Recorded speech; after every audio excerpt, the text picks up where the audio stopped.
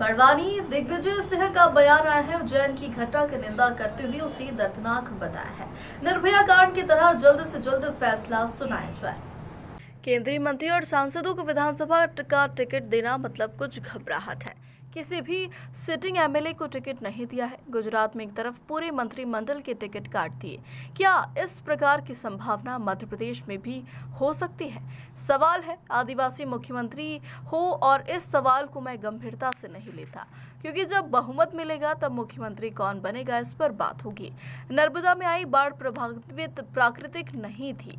मध्य प्रदेश और गुजरात राज्य शासन की अकर्मण्यता थी, जो कि मोदी जी का जन्मदिन मनाना था। शिवराज सिंह को शंकराचार्य जी की मूर्ति लगाना थी। इसलिए पानी मत छोड़ो। जितना पानी छोड़ने का नियम है उससे 1.5 गुना अधिक पानी ओमकारेश्वर से छोड़ा गया, जिससे बाढ़ की स्थिति बनी है।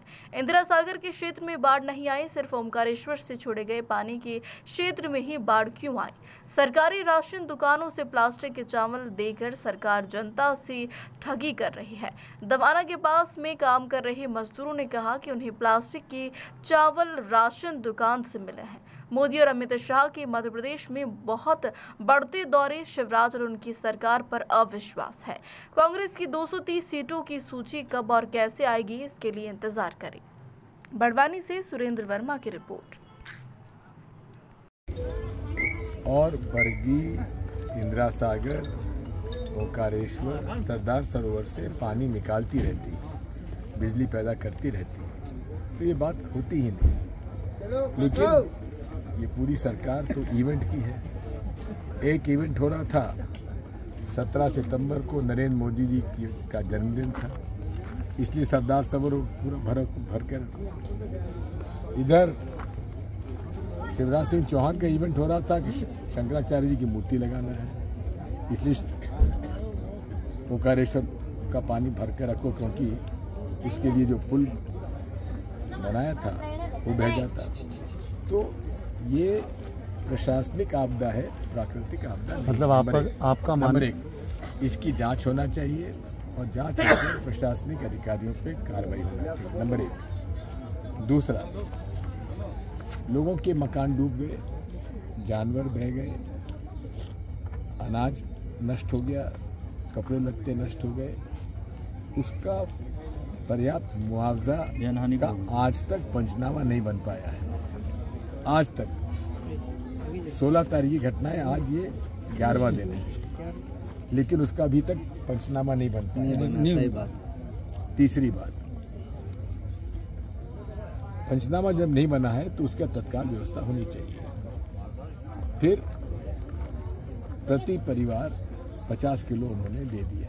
एक छोटा परिवार, कोई बड़ा परिवार भी है, लेकिन अनाज की तकना थोड़ी खाएगा, उसको कैश जो देना चाहिए था वो नहीं दिया गया। ये क्या कारण है? जबकि कलेक्टर के पास राशि उपलब्ध रहती है, कंटिजेंसी फंड उपलब्ध रहते हैं, उसमें से तत्काल इनको राशि देना चाहिए। क्या आपका ये?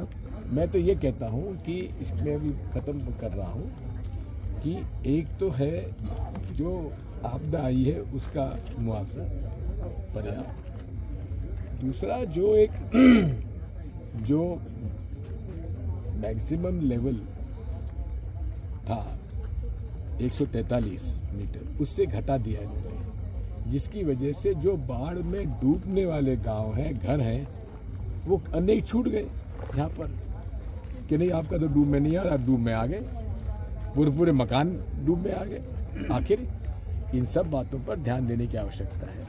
मेधा पाटकर जी ने बहुत सारे बिंदु उठाए हैं, उस पर हम चर्चा करके उसका निराकरण के लिए राज्य सरकार, केंद्र सरकार से बात करेंगे। अभी आप लोग घूमे, बहुत सारे गांव घूमे, क्या निकल कर आया? कितने लोग पीड़ित थे? बहुत निराशाजनक स्थिति है और प्रशासन ठप है, जीरो। अच्छा, अभी आपने कहा कि सरकार कहीं इसमें नाकाम साबित हुई है, तो क्या आप ये मानते हैं कि प्राकृतिक आपदा नहीं है और ये सरकार का फेलियर है?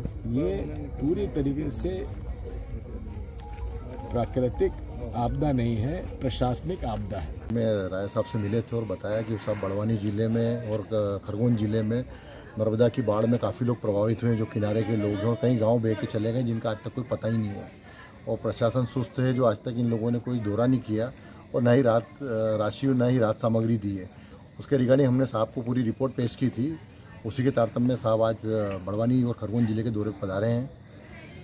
अभी कितना नुकसान हुआ है? हम अभी नुकसान का आकलन अभी सर्वे कर रहे हैं हम लोग खुद, और हमारी कांग्रेस पार्टी के लोग प्रॉपर क्षेत्रों में जाकर देख रहे हैं और उस सर्वे का आकलन करके एक रिपोर्ट प्रस्तुत करेंगे। क्या नाम है आपका? माखन यादव। किस पद पे? किस पद पे हैं? जिला महामंत्री बड़वानी। कैसे आना हुआ ब्राह्मण गांव? हम राजा साहब के साथ में आए दो प्रभावित क्षेत्र के दौरे के संबंध में। तो यहाँ तो बहुत ज़्यादा तकलीफ में है लोग। बहुत तकलीफ में। आपका क्या कहना पड़ता है इसमें? शासन की तरफ से कोई सहायता नहीं मिली है और क्या, हमारा यही कहना पड़ता है कि देना चाहिए था। नहीं, पानी की सूचना भी नहीं दी है कि पानी इतना भराएगा। कोई सूचना भी नहीं, कि अचानक पानी छोड़ा जिससे सब लोगों को बहुत प्रभावित हुआ। राजा साहब आए हैं, अभी क्या उम्मीद रखा है? राजा साहब से ये उम्मीद है कि भाई ये प्रभावित क्षेत्रों को इनको कहीं पे भी पुनर्वास में शिफ्ट किया जाए।